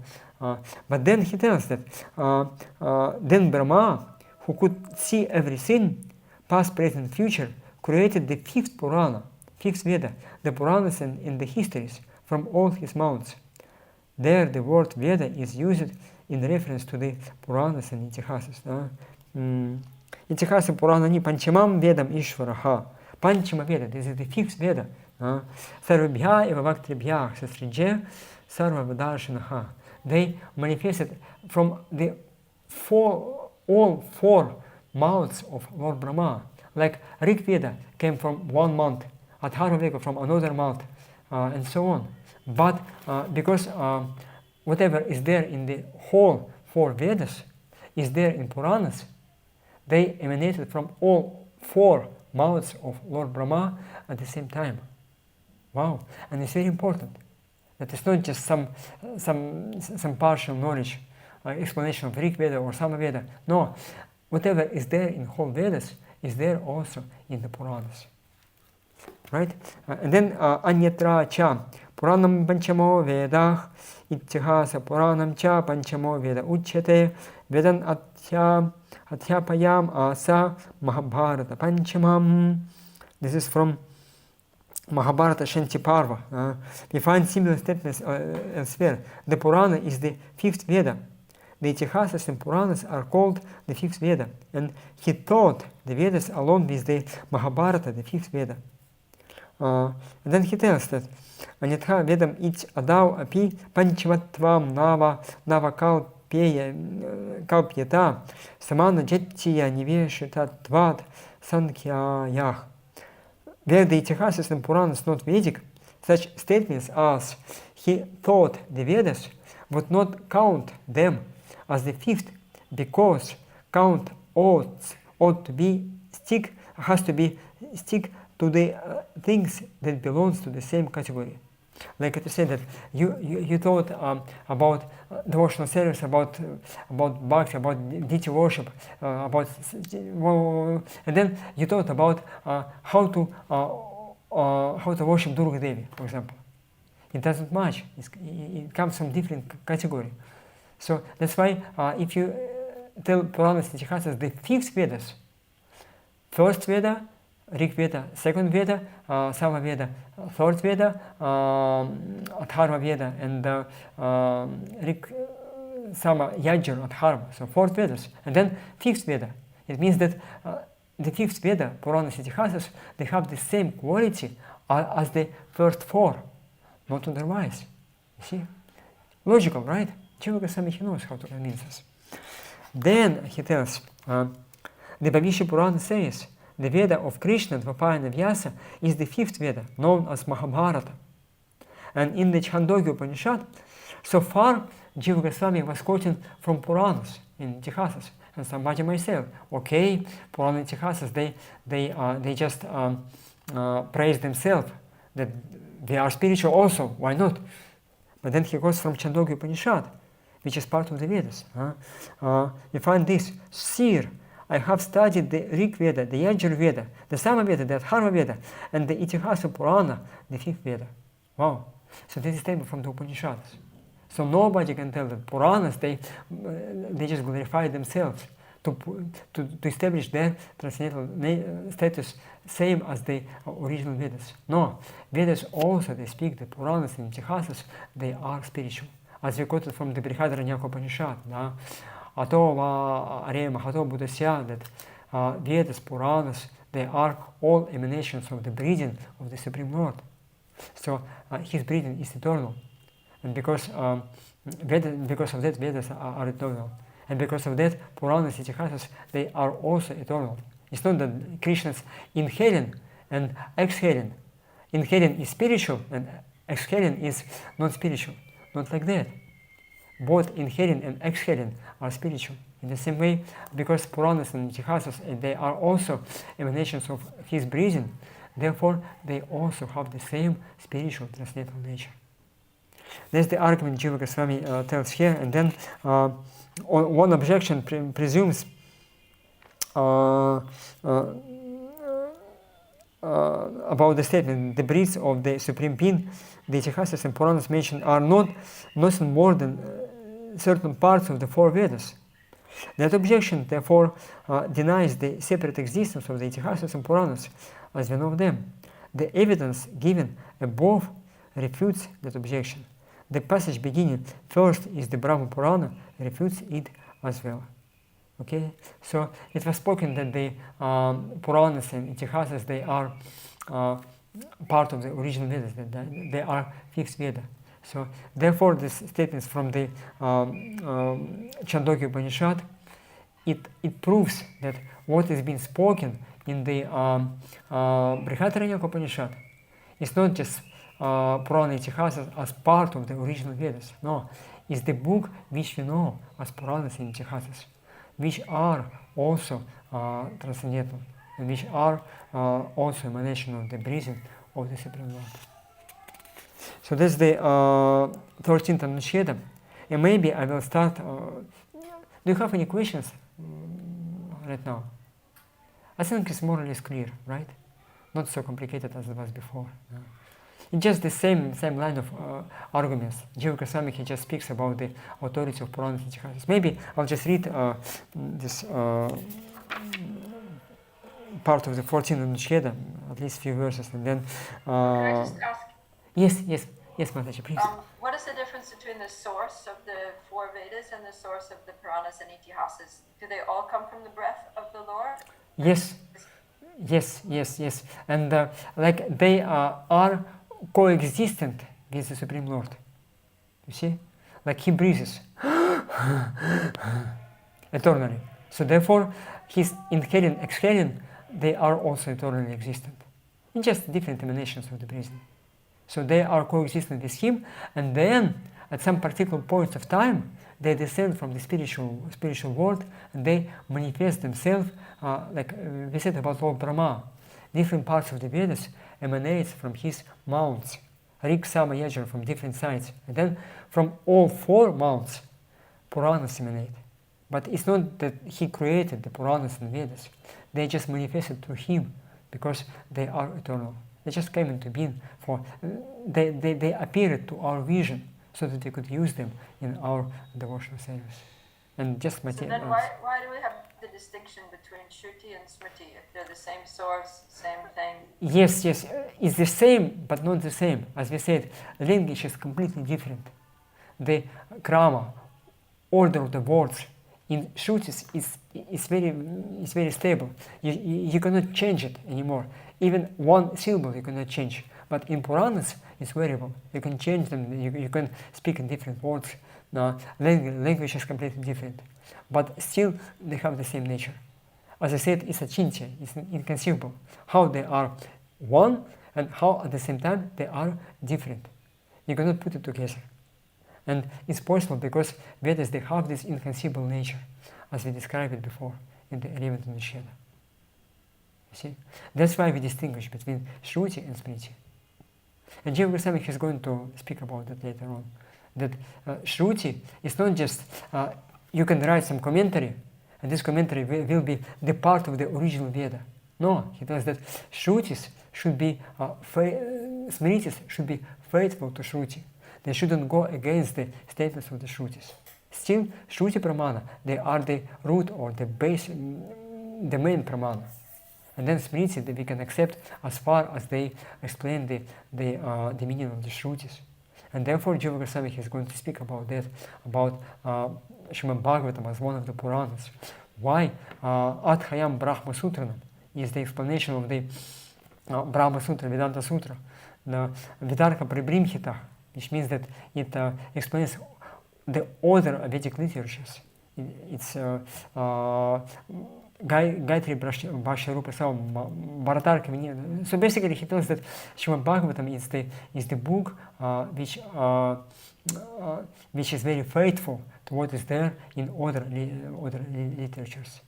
And actually he will come to the conclusion that Shrimad Bhagavatam is the actually kind of the origin, is the most like in the seed form, is the seed of all the other Vedic literatures. Sarvajna Sanam Saram Saram Samudritam. The essence of the essence is there of all Vedas, Itihasas and so on, is there in Shrimad Bhagavatam. You see? Like that. It's the most original. And also Jiva Goswami is going to prove that Shrimad Bhagavatam has the authority of the Shrutis. It's not just some kind of Purana or Smriti, but in disguise. Because otherwise, if it would openly tell that I'm the Shruti, only Brahmanas, Kshatriyas and Vaishyas have the access to study Shrutis. Chandalas and Shudras never will be able to study. And there are so many restrictions that when Shudra studies the Vedas, you should kill him by putting some boiled ghee into his mouth. And it's really like that. It was followed before. But, so in this way, if Srimad Bhagavatam would be the Shruti, nobody in Kali Yuga would have an access to study it. Kalo Shudra Sambhavat. In Kali Yuga, everybody is born as a Shudra. So that's why it's Shruti, but in the disguise of Smriti. Like that. But what is the harm if somebody, like a Shudra, reads the Shrutis, hears the Shrutis? Yes, the harm is that Shrutis, they, especially the Atharva Veda or Yajur Veda, is the heart of the sacrifice. And Brahmanas, or those who, it's like a hidden, very, very sacred, mystical technology. You can change reality by using this knowledge. And it's like a monkey. You give them this machine gun to monkey, and he just started shooting you like that. So Vedic knowledge can be misused if it's in the hand of somebody who is not qualified. So that's why this Shudra, if he gets the access of the Vedic technology, he can get such a great power. He can create disturbances in Vedic society. Therefore, they were excluded from studying the Vedas. Vedas were hidden from them like that. So could we say also that the Vedas in different yugas are always the same, but the Smritis are changeable? They're different in every... Yes, yes. They can get changed, language, like in different words, but at the same time they remain eternal. How to understand it? I cannot speak. It's a change. We see that even the Bhagavatam over time becomes expanded. By commentaries, right? Yeah. Yes. But those Anubhyakanani is also eternal parts of the Vedas. As we said, that Vedas, they are eternal. And who knows, maybe the commentaries of Srila Prabhupada will already somewhere in the Vedas and just manifested through whom for the sake of our spiritual life, saving us. Okay? It's just my guess, but it's logical, taken in the consideration what Jiva Goswami had said before about the spiritual nature, this inconceivable nature of the Vedas. Is the only explanation how we can tell that Acharya's commentaries written at some particular point of time, still they are the eternal Vedic scriptures. Right? Okay? So nice, right? Vishnath Chakravarti Thakur, Srila Prabhupada, Bhaktisiddhanta Saraswati, Bhaktivinoda Thakur, they are actually Vedic sages, the Veda Rishis, through whom the hidden confidential parts of the Vedas has manifested for the sake of our deliverance and giving us the pure love of Godhead. See? Such a nice way, right? It comes from what Jiva Goswami just before established about the nature of the Vedas. You see? Okay? Any other questions, dear devotees? Is it understood? I understand that it's impossible to understand because it's Anchintya, but I think that because you are great devotees, so for you it should be very, very simple to understand. No problem. Right? Okay? So let us stop now because we are already over time and we'll continue tomorrow. I think we'll finish this whole section about the authority of the Puranas. Jiva Goswami will convince us, yes, that's it. You should study Puranas. It will provide you the understanding of the original Vedas. You will understand what you should do in Kali Yuga, in this material world. Everything will be okay. Okay? Thank you. Grantaraja Shri Tattva-sandarbha ki jai. Srila Jiva Goswami Prabhupada ki jai. Shri Prabhupada ki jai. Sveta Bhakta Vrinda ki jai. Gaura Premanandi Hari Hari Bol. Jai. Hare Krishna. Hare Krishna. Thank you very much, dear devotees, for your attention, your questions. Hare Krishna.